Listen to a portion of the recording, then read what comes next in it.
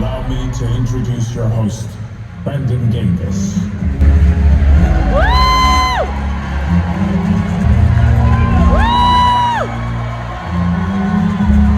What's up, New York Comic-Con?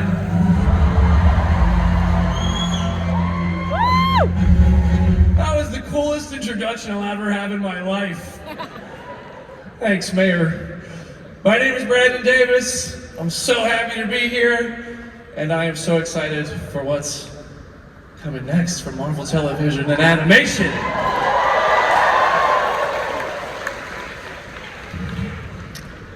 I'm not doing this by myself. Why are we even acting like that?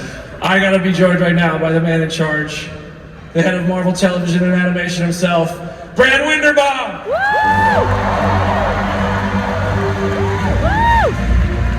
What's up, New York? I feel like it's New York Comic-Con. You can't come to New York and not talk about a certain character, right?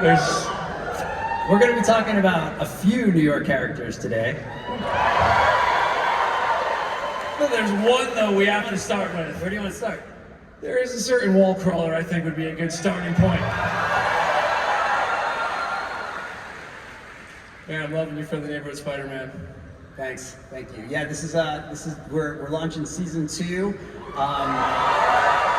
next year in the fall of 2026, and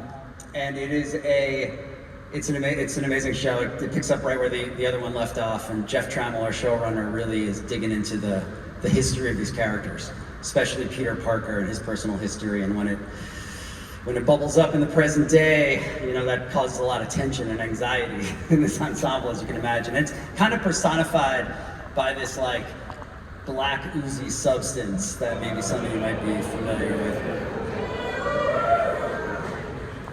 But, you know, I mean, do you guys want to take a look at it? All right, let's take a look at season 2 of Your Friendly Neighborhood Spider-Man.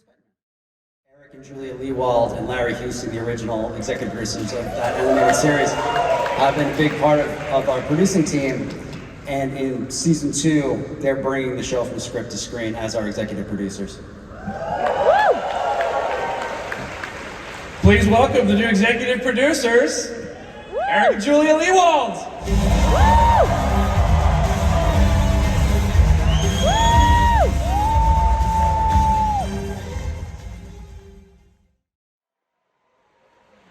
Oh, that looks good. Charlie Cox.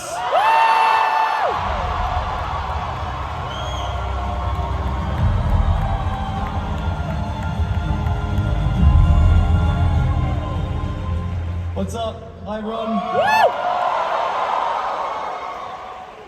I guess you're a little familiar with New York, huh? Yeah, I am now. Yeah. Man, that looks amazing what we just saw. Well, I didn't get to see it, so... How Matt Murdock of you? It sounds great. Man, what did you guys think? You saw it. We were thrilled to get Daredevil back and Daredevil Born Again the way we did with you, man. And that season, by the end of it, the power dynamic isn't the way we want it to be. Right. How much fun was it to dig into seeing that have to flip and put Daredevil's back against the corner against Mayor Fisk? Yeah, I mean, the great thing about that ending when we shot it was, I was like, well, we haven't wrapped anything up yet. surely we're going to do it again. So, and you know, look, we love making this show. It's such a joy to make. It's so much fun. It's such a beautiful, wonderful team. We all get on so well. Shockingly, Vincent and I are very good friends behind, off screen. So look, the longer we get to keep making it, the better. I think we all agree.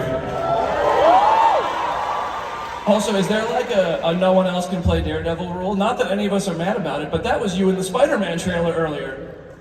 What? Daredevil and Your Friendly Neighborhood Spider-Man. Oh, that was earlier on. Yeah, it I was. didn't get to see that either, so... No one else can. I love it, man. This is your role. I love how much you care about it. Yeah, and you know, they asked me to come in and do to voice the character in the in Friendly Neighborhood Spider-Man. And it's such a joy to, I love this character, man. I'm so honored to get to play it, and You know, they recently released I think it was a 3-part comic book series where Matt Murdock is in his 60s for a run, and so I'm like, great, 20 more years. Till he's 90. Yeah. So the way we talked about that ending a little bit. You were maybe like assembling a team to defend New York City. It looks like it's going pretty well. Yeah. Who's first on that list? Jessica Jones, Yeah. Krysten Ritter.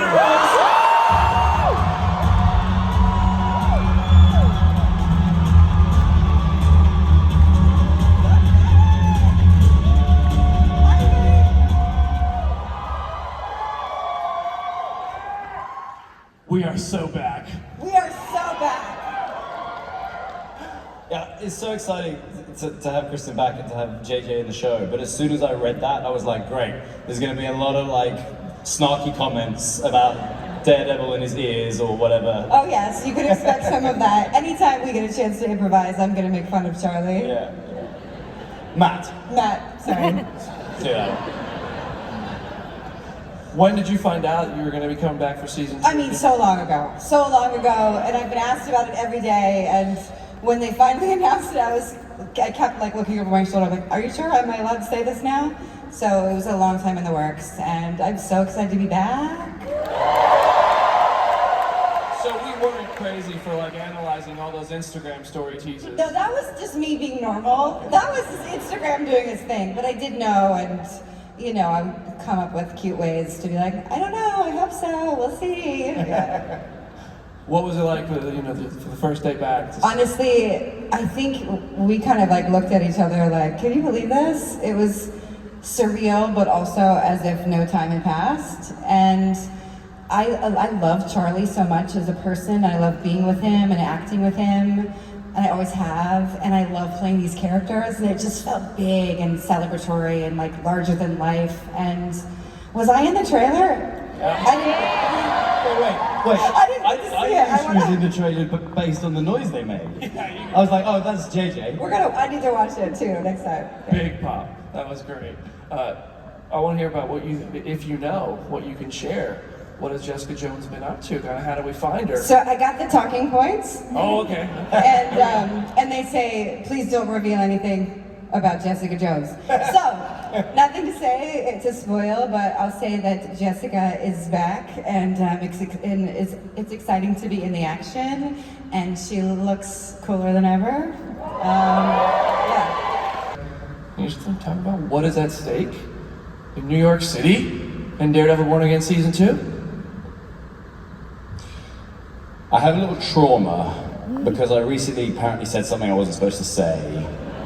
Do it again. Which has thankfully been cleared up. What did you say? I said I called this season the final season, which it is not. Yeah, and you're just British. Yes, I am British, but also that is a little misleading. Right. I don't know, man. I mean, the tricky thing, and also the challenge that is also fun, is that he just won't go away. And thankfully the writers keep finding more new, interesting ways to have him emerge as the threat that he is. And season 2 is no different. You know, we made a pact at the beginning of season 1, which was one of the great scenes we shot in that season. And by the time we get to season 2, that, you know, the deal is off the table. Like, all bets are off. And the world has changed a lot for Matt and for superheroes in general. It's a much more sinister world. It's a much more scary place for people who are trying to do the right thing, trying to do good, who are being vilified, a lot of propaganda. It's great. It's a lot of fun. Listen, I know you didn't get to see the trailer. No, we didn't get to see it. No, I think, can we see it again? Can they play it again? Why don't you just come right here? Yes. Yes. Should we watch the trailer again?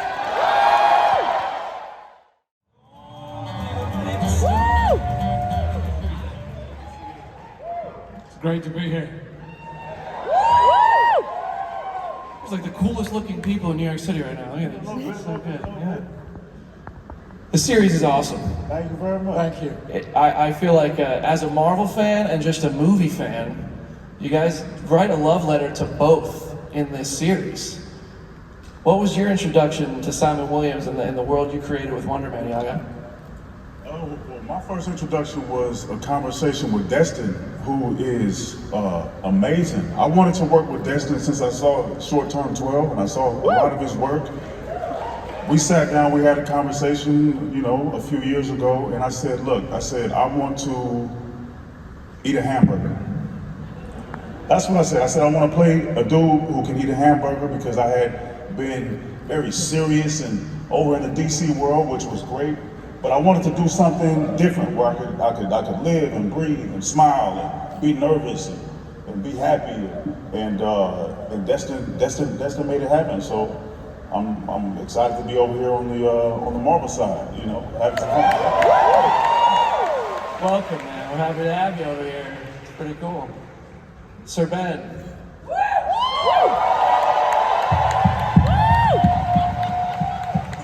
This is insane. This is crazy. Iron Man 3. That's the one. That's the one. That's the one. Yeah. You joined the MCU in Iron Man 3.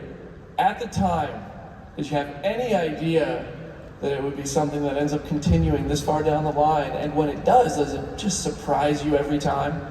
Well, Kevin Feige came to my house and explained the duality of Trevor and the Mandarin, which to me as an actor was thrilling, as you can of course understand. And then I graduated from that to a wonderful short film called All Hail the King,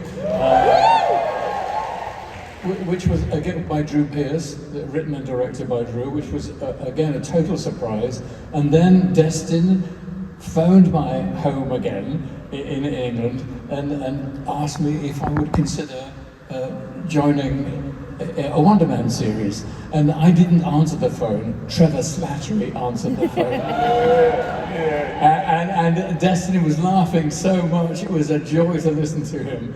And then of course, the fourth incarnation with Dear Yahya was yes, to answer your question, briefly, yes, a total surprise. But all the good things that come to actors, if we are really centered in our craft and love our craft, life's a total surprise after surprise. It's the gift that keeps on giving, as my friend Pierce Brosnan said to me one day. And then we get to unwrap it and enjoy the gift too. Every time we watch you guys go to work. Yeah. Of course.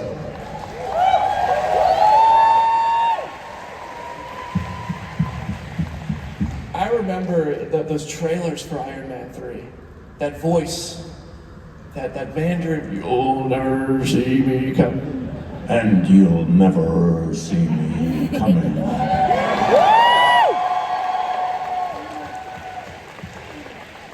There's so much authentic LA.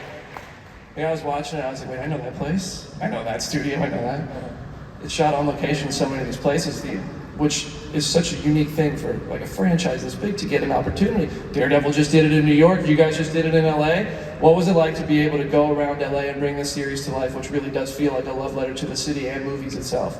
Well, LA is emblematic, where we feel is emblematic of people's dreams in this whole wonderful entertainment industry. So we were constantly fed by that wonderful working environment, and it was a great gift to film it there, amongst all these great, iconic echoes of the great Hollywood years, which are still perpetuated now. Hollywood is still great, it's still exciting, it's still thrilling. By the way, did you notice when my dear colleague mentioned the word ego, he looked straight at me?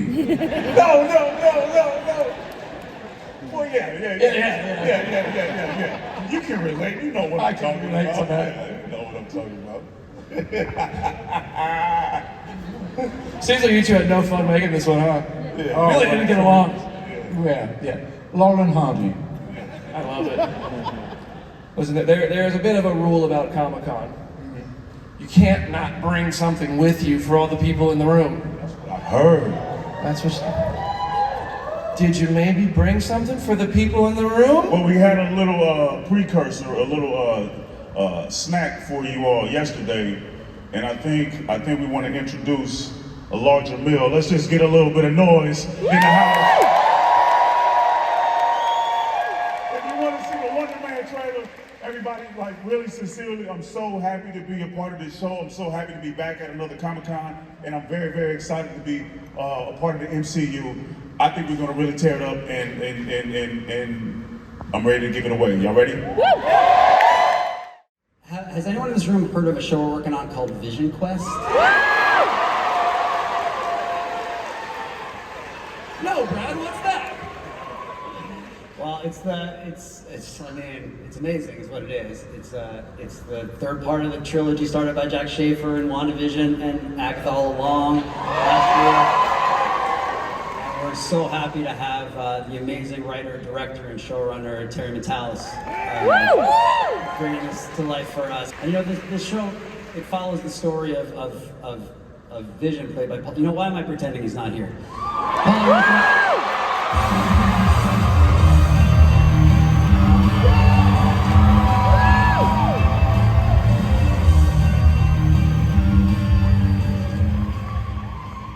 You're all so beautiful. Oh my gosh, look at you. This is my hometown now. Honestly, the thing that keeps me coming back after, doing this for nearly 20 years is the money. I think that's probably obvious.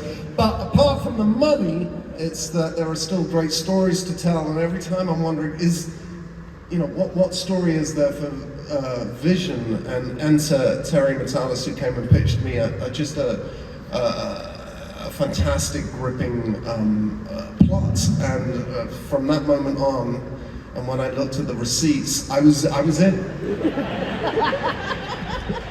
I'm joking, and also, of course, genuinely, the fans, the love that I get from the fans of these things.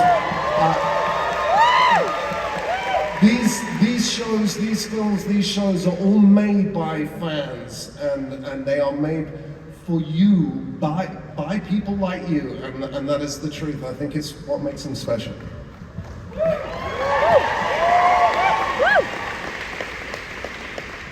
Well, it's been nearly 20 years of Vision, I think, for you.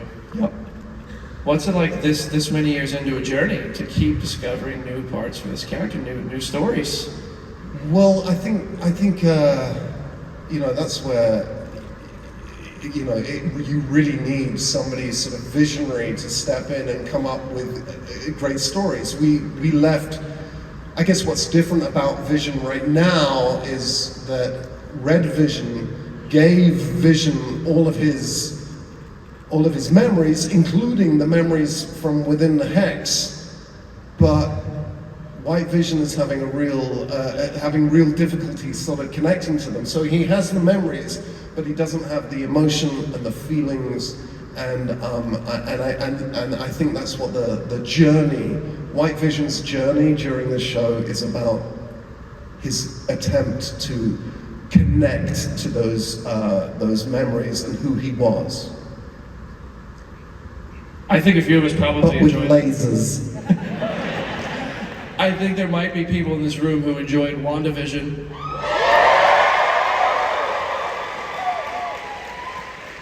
When that ended, the vision that Wanda created broke all of our hearts, and this new White Vision just went out into the world. And is there any way we can maybe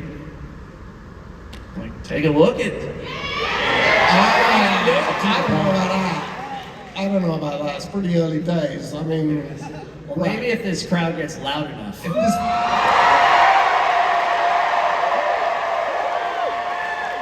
early days. You sure you want to see it in this state? Alright. Then I think we should roll it. Maybe a conclusion to a trilogy. And I can't wait to see. Is there anything else you can share? And it doesn't. It comes out next year.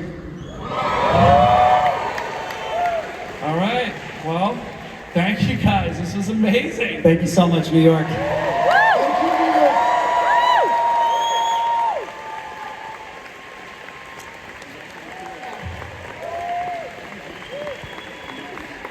Thank you everybody so much for coming out.